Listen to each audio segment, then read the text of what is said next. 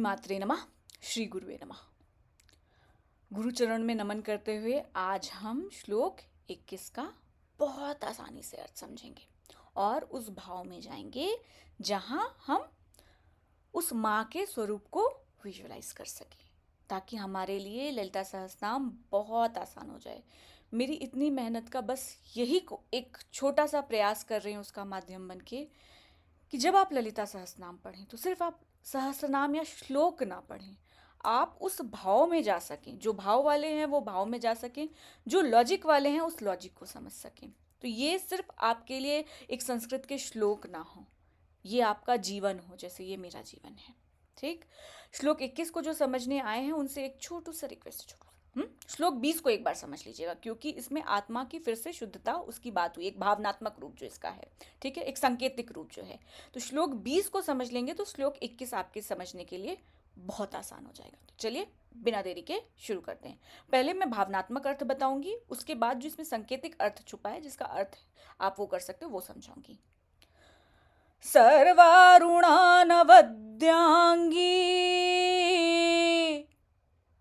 सर्वाभरण भूषिता शिव कामेश्वरांकस्था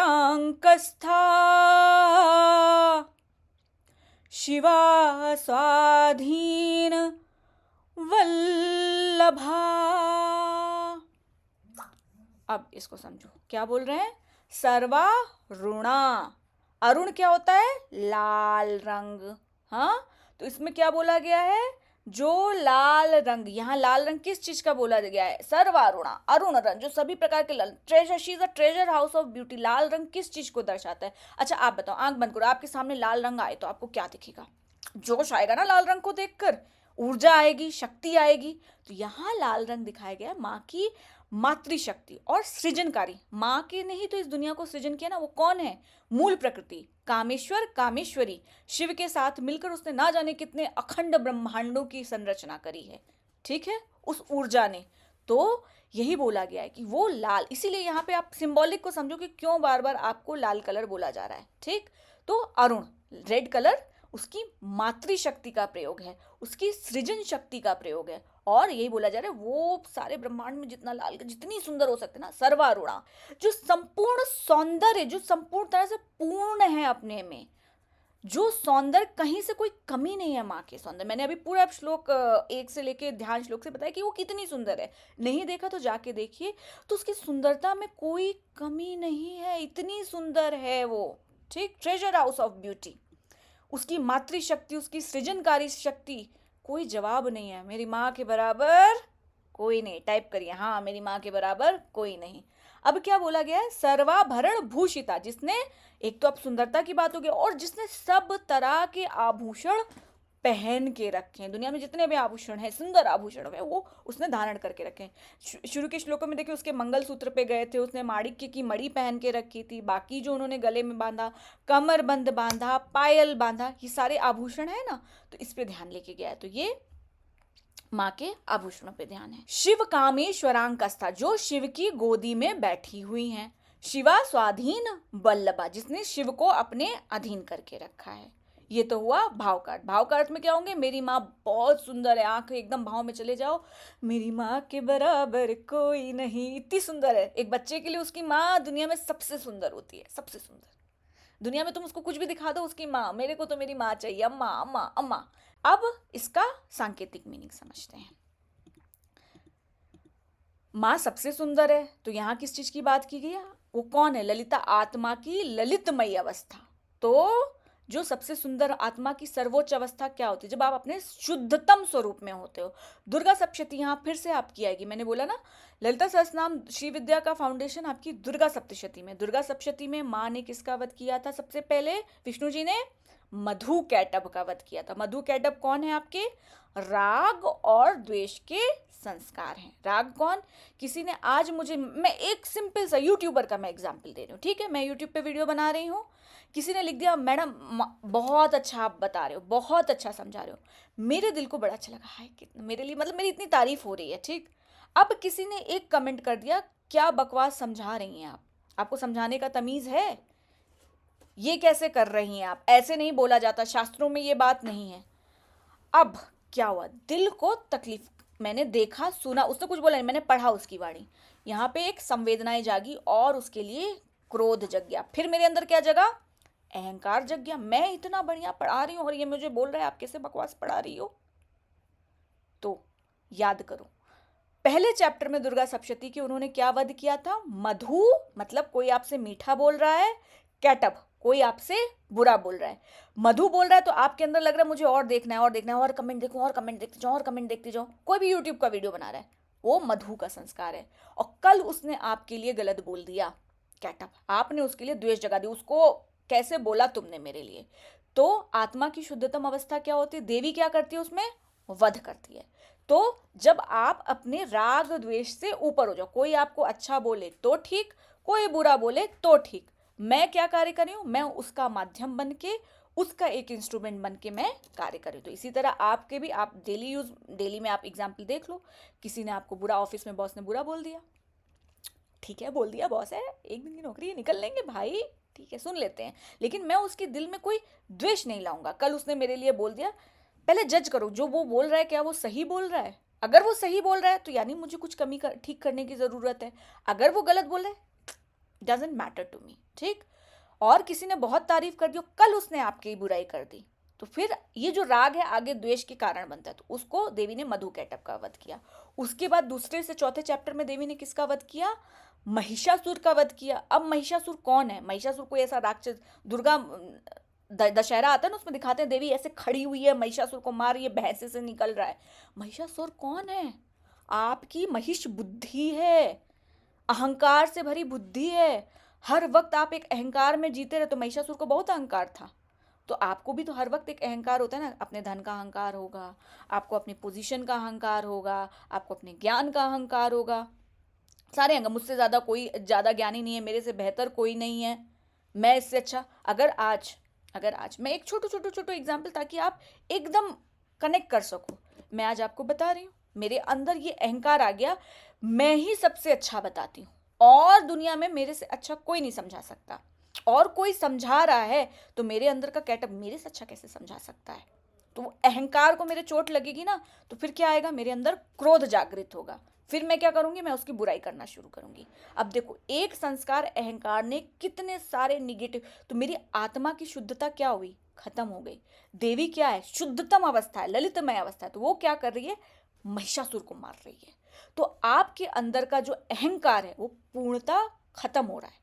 तो आप क्या बन रहे हो, विनम्र बन रहे हो, हम्बल, एकदम डाउन टू अर्थ। क्योंकि देवी भोग देती है ना, एक हाथ में भोग लेकर रखा है।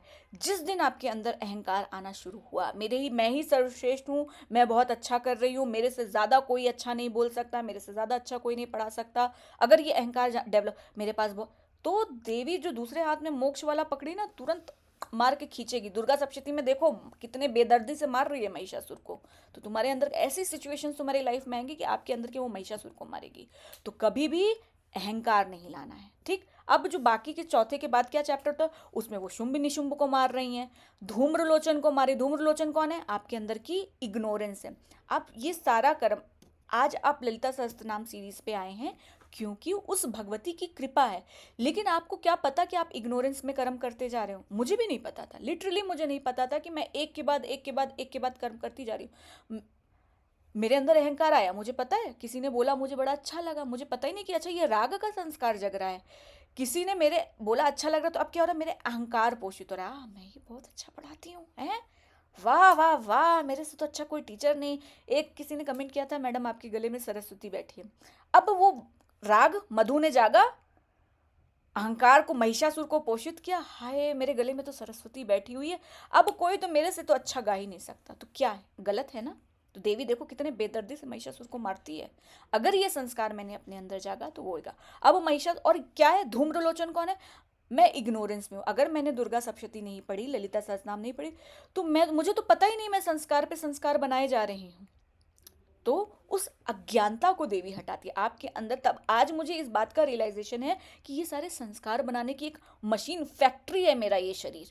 तो उस अज्ञानता को हटाती है। फिर चंड मुंड को हटाती है, चामुंडा, मुंडी क्या है आपका, बहुत सारा तामसिक संस्कार भरा पड़ा है। मुंड, मुंडी, मुंडी तो चंड मुंड का वध कर रही है, इसलिए वो चामुंडा कहला रही है। फिर उसके बाद एक दैत्य होता है रक्त बीज।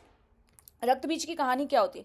जहां उसके रक्त की एक बूंद गिरी, दूसरी उसी के समान दैत्य खड़ा हो जाता है। अब विजुलाइज करो, आप लोगों ने सीरियल देखा होगा महादेव महाकाली, उसमें दिखा रहे होंगे कि जहां रक्त की बूंद गिर रही है वो रक्त उत्पन्न, दूसरा राक्षस उत्पन्न हो जा रहा है। फिर देवी क्या कह रही है काली देवी से, तुम क्या करो, अपने मुंह को इतना बड़ा फैलाओ और जैसे ही मैं इसका वध करूं, जो भी एक बूंद गिरे तुम चट्ट कर जाना महाकाली, तो इसका शरीर का सारा रक्त खत्म हो जाएगा, तो फिर इसके समान राक्षस होएगा नहीं और ये राक्षस खत्म हो जाएगा। तो देवी ने ऐसे किया, वो राक्षस खत्म हो गया, रक्त बीज जिसका नाम है। अब रक्त बीज कौन है, कभी सोचा है? आपके संस्कार हैं। संस्कार कर्मों की साइकिल है, एक के बाद एक के बाद एक के बाद। मैंने बताया ना, मेरे को किसी ने अच्छा बोला, मधु ने जागा, बुरा बोल दिया, कैटब जाग गया। एक कमेंट है, एक कमेंट है, आप बहुत अच्छा बोलती है, बहुत अच्छा, आपके गले में सरस्वती है, उसके बाद किसी ने मेरी बुराई कर दी, उसके बाद मेरा अहंकार पोषित हुआ, फिर एक नया कर्म तैयार हुआ। अहंकार के बाद किसी ने फिर गलत बोला तो मेरे अंदर का क्रोध जागृत हुआ। एक वीडियो पे, एक कमेंट पे इतने ज़्यादा इमोशंस मैंने अपने अंदर क्रिएट किए ना, कितनी सारी भावनाएं एक साथ क्रिएट हो रही हैं। सिर्फ कर्म कितना है? एक। रक्त बीज क्या है? उसकी एक रक्त बीज खड़ा है, लेकिन जहां उसको मारने की कोशिश की जा रही है, एक के बाद एक के बाद जहां वो गिर रहा है उसी के समान राक्षस खड़े हो जा रहे हैं। अब सोचो, अपने क्रोध पर कितना विजय पाना कितना मुश्किल होता है। मैं आज तक कोशिश कर रही हूँ, लिटरली मैं सही बोलूंगी, देवी की भक्त हूँ, कॉन्शियस भी एफर्ट करती हूँ, और जो उसकी कृपा है वो भी, कि अपने को मुझे एक शुद्ध स्वरूप में ले जाना है। ठीक, अहंकार पोषित नहीं होने देना, विनम्रता परमो धर्मा। ठीक, एक कोट वो थी, इक लख पूत, जिनको पैसे का घमंड होता है, इक लख पूत सवा लख नाती, तय न रावण घर दिया बाती। जिसके 1 लाख पोते और 1.25 लाख नाती थे, उस रावण के घर भी अब कोई दिया बाती जलाने वाला नहीं। तो सोचिए, किस धन बात का अभिमान। आज है, कल चले जाएंगे छोड़ के। लेके जाओगे क्या? ना हम लेके जाएंगे ना आप लेके जाओगे उसको। उसके बाद एक मुझे सुधा मूर्ति जी की है, बहुत अच्छी लगती है वो कोटेशन। सो अगर आपके अंदर अहंकार जग रहा है, मैं प्रैक्टिकल रूप में आपको समझाने की कोशिश करूँ ताकि आप रिलेट कर सको उस बात को। There is always above you, there is always below you. There is always above you मतलब अगर आपको लगे कि आप बहुत सुंदर हो तो there is always Aishwarya Rai above you. अगर आपको लगे आप बहुत अमीर हो तो there is always Bill Gates above you. किस बात का अहंकार? इतने सारे ब्रह्मांड है, उसमें इतने सारे प्लैनेट हैं, उस प्लैनेट के अंदर कितने सारी गैलेक्सीज है, गैलेक्सीज के अंदर कितने सारे फलाना दिमाग, उसके बाद कंट्रीज आ रही हैं, कंट्रीज के अंदर आपके कितने स्टेट्स आ रहे हो, स्टेट्स में एक शहर हो, उसमें से एक छोटे से आप हो। सोच सकते हो आप कितने सूक्ष्म हो पूरे, अगर ऊपर से देखा जाए। और उसमें आप अपने को लग रहे हो कि मैं बहुत अमीर हूँ, मेरे पास बहुत सुंदरता है, मेरे पास बहुत, कुछ लोगों को मैंने देखा है, बहुत बड़े बड़े गुरुओं को देखा, उनको ज्ञान का अहंकार होता है। उनका जरा सा अहंकार हो जाए तो वो एकदम हड़बड़ा जाते हैं। उनको ये होता है कि मैं ही सबसे सर्वश्रेष्ठ हूँ, मेरी ज्ञान सबसे ज़्यादा है और किसी के पास उतना ज्ञान नहीं है जितना ज्ञान मेरे पास है। तो किस बात का अहंकार? तो यहीं पे बोला गया, सर्वारूढ़ा नवद्यांगी सर्वाभरण भूषिता। तो कोई अहंकार नहीं है, सभी प्रकार के आभूषण आत्मा के जो ओरिजिनल संस्कार हैं, जो ये कर्म, उनको दुर्गा सप्तशती में देवी ने खत्म किया, उन राक्षसों को। और अब जो 7 संस्कार आत्मा के हैं, पवित्रता, शांति, प्रेम, सुख, शक्ति, आत्मा की इच्छा शक्ति, ज्ञान शक्ति, क्रिया शक्ति, आनंद, ये आभूषण माने पहन के रखे हैं। हर चीज का सिंबॉलिक मीनिंग समझिए। शिवा कामेश्वरांकस्था शिवा स्वाधीन वल्लभा। शिव की गोदी में बैठी एक स्त्री, अब किसकी गोदी में? अपने पति के। तो वो कौन है? कामेश्वर। तो यहाँ पे ये दिखाने, माँ की सृजन शक्ति को दिखाने की कोशिश की गई है। शिव के साथ मिलकर ही, शिव कौन है? वाइब्रेशन। माँ कौन है? शक्ति। साइंस समझा रही हूँ। आइंस्टीन का फॉर्मूला क्या होता है? Vibration give birth to energy, energy give birth to physical matter. Shiv, भगवान शिव कौन है? वाइब्रेशन। शक्ति, एनर्जी, दोनों का मिला शिवा कामेश्वरांकस्था, फिजिकल मैटर। हम, ये पूरा ब्रह्मांड जन्म लिया है। ठीक, शिवा स्वाधीन वल्लभा, जो शिव को अपने अधीन करके रखती हैं। अब आप ललिता त्रिपुर सुंदरी की फोटो देखिए, उसमें देखिए पंच ब्रह्मासन स्थिता, जिसमें एक जो आसन पावा है वो शिव का है। इसका मतलब ये नहीं कि माँ शिव के ऊपर बैठी हैं, सिंबॉलिक दिखाया जा रहा है। सिंबॉलिक वाइब्रेशन, एनर्जी, उसके साथ मिलकर उन्होंने इस ब्रह्मांड की रचना की और शिव को भी अपने अधीन। शक्ति के बिना शिव शव है। सौंदर्य लहरी में एक श्लोक आता है, पहला ही श्लोक है, पहला या दूसरा है, शिवा शक्त्या युक्तो यदि भवति शक्ता प्रभवितुं न चेदेवं देवो न खलिकुशलः स्पन्दितुमसि अतास्त्वाम् आराध्यां हरिहरविरिञ्चादिभिरपि प्रणन्तुं स्तोतुं वा कथम कृत पुण्यः प्रभवती। मतलब हे माँ, भाव में समझिएगा, हे माँ, आपकी चरणों की धूल उठा करके, चरणों की धूल उठा करके ब्रह्मा जी ने, आप ही की शक्ति है जो दुनिया का क्रिएट किया, ब्रह्मा जी को क्रिएटर बोला जाता है ना। और विष्णु जो शेषनाग की शैया पर, विष्णु इज द समवन, भगवान जो सस्टेन कर रहे हैं इस दुनिया को, आप ही की शक्ति जिससे इसका सस्टेनेंस कर रहे हैं। और शिव जी जो अंत में जो होता है, जब दुनिया का प्रलय आता है, जो खत्म करते हैं, तो वो आपकी ही शक्ति से करते हैं और उसको करके फिर भस्म लगा लेते हैं। तो आपकी शक्ति के बिना ना ब्रह्मा जी कार्य कर सकते हैं, ना विष्णु जी कार्य कर सकते हैं, ना शिव। तो यही बोले शिव, शक्ति के बिना शिव शव है, शक्ति है तभी हमारी रचना हुई है। शिवा स्वाधीन वल्लभा, जिसने शिव को अपने अधीन करके रखा है। अब मीनिंग समझ में आ गई इसकी? ठीक, चलो अब कल जो है हम श्लोक 22 को समझेंगे। श्री मात्रे नमः, श्री गुरुवे नमः। मेरी आराध्या कांचीपुरम की कामाक्षी के चरणों में प्रणाम करते हुए कल श्लोक 22 का आज समझेंगे। जय माँ कामाक्षी। श्री चक्रराज सिंहासनेश्वरी श्री ललिता अंबिके आगम वेद कलामय रूपिणी आगम वेद कलामय रूपिणी अखिल चराचर जननी नारायणी श्री चक्रराज सिंहासनेश्वरी श्री ललिता अंबिके नाग कंकण नटराज मनोहरी नाग कंकण नटराज मनोहरी ज्ञान विद्येश्वरी राज राजेश्वरी श्री चक्रराज सिंहासनेश्वरी श्री ललिता